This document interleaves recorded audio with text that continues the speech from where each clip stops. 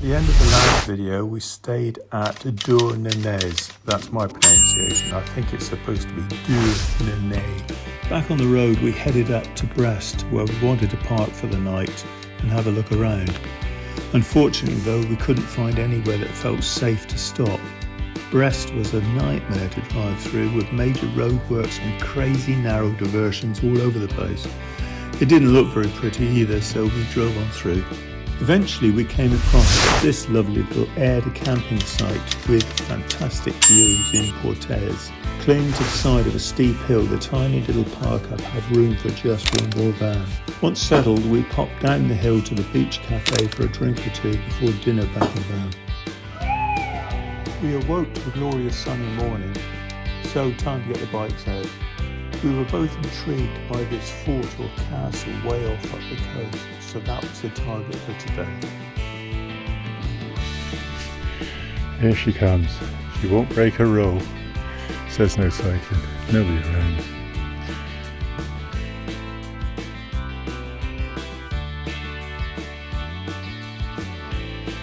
Well, first we came across this notice board, middle of nowhere, but it all made sense as we moved on further. Basically, the Vestibule de Brest refers to the outer maritime entrance to the port of Brest, a strategic, vital naval harbour from the 17th to the 19th centuries. Any ships approaching Brest had to pass through this narrow coastal zone, making it a natural choke point.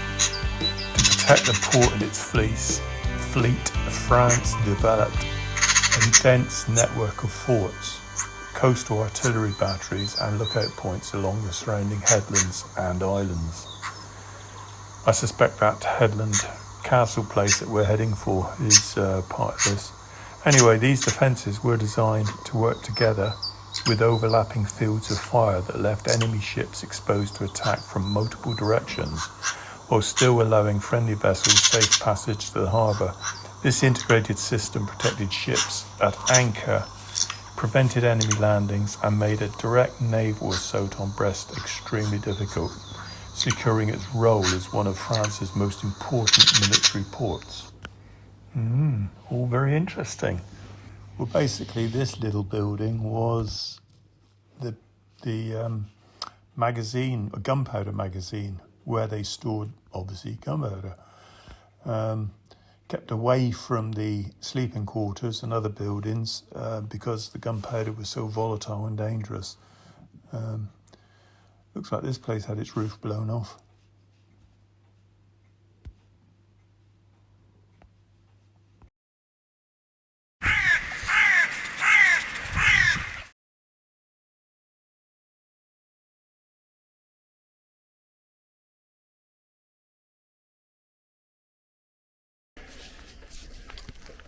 Here we go.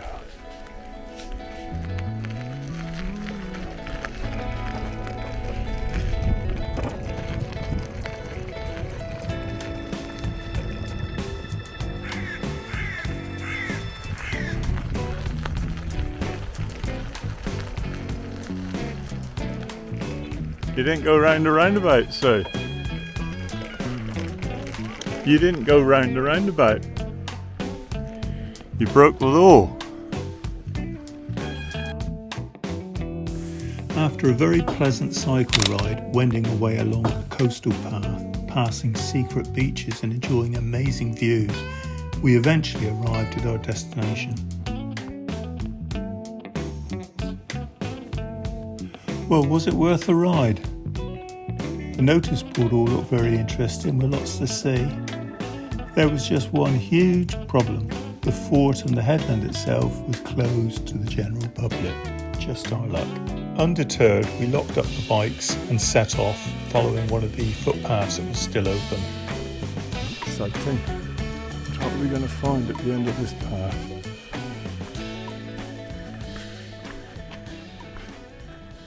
There's a bridge going somewhere.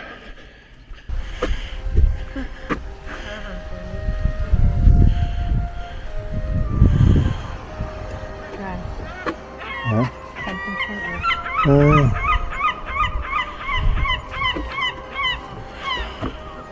Oh dear. Sit where? Sit where? Oh. Oh. Let it go? Yeah. Hey? No, I'll watch you. I'll film you if you like.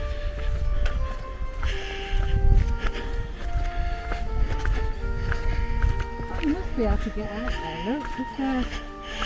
It's a venture thing that they got ropes all over the place.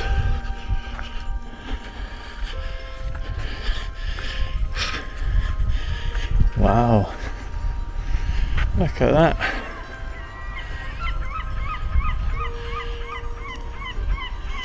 And a zip wire with all these kids on it. I don't think that's just open to the public, is it?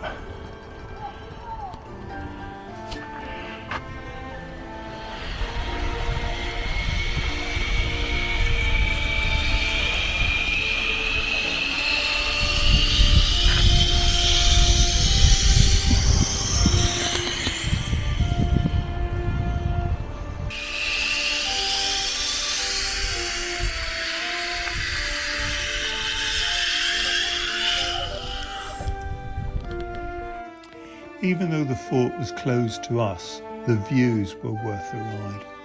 Now it's time to head back to the van.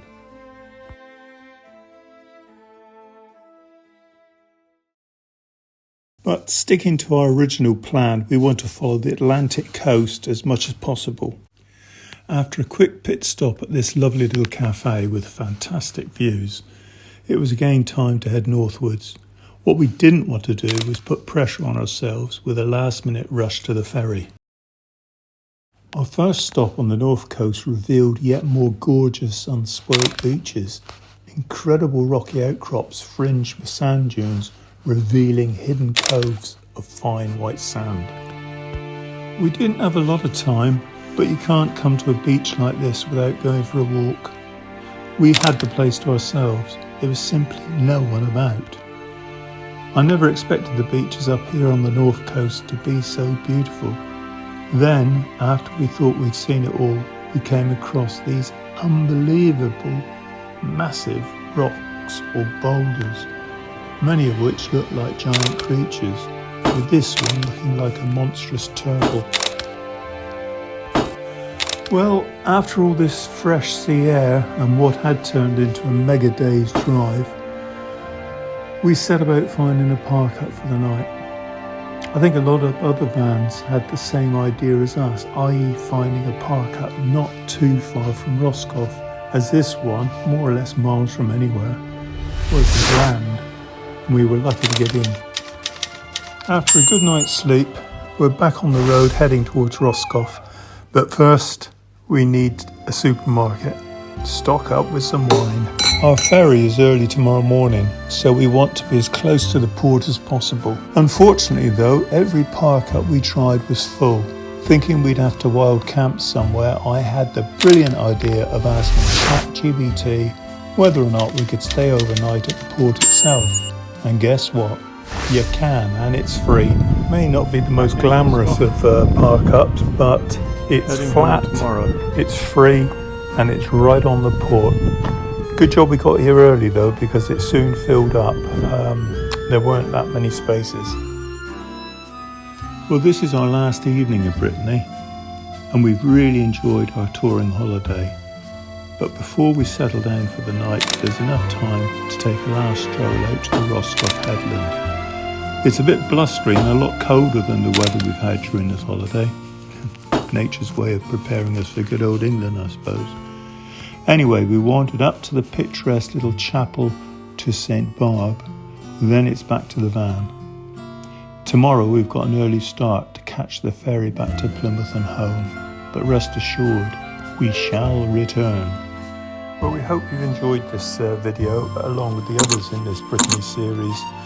If you have, give us a like and a thumbs up. Catch you on the next one.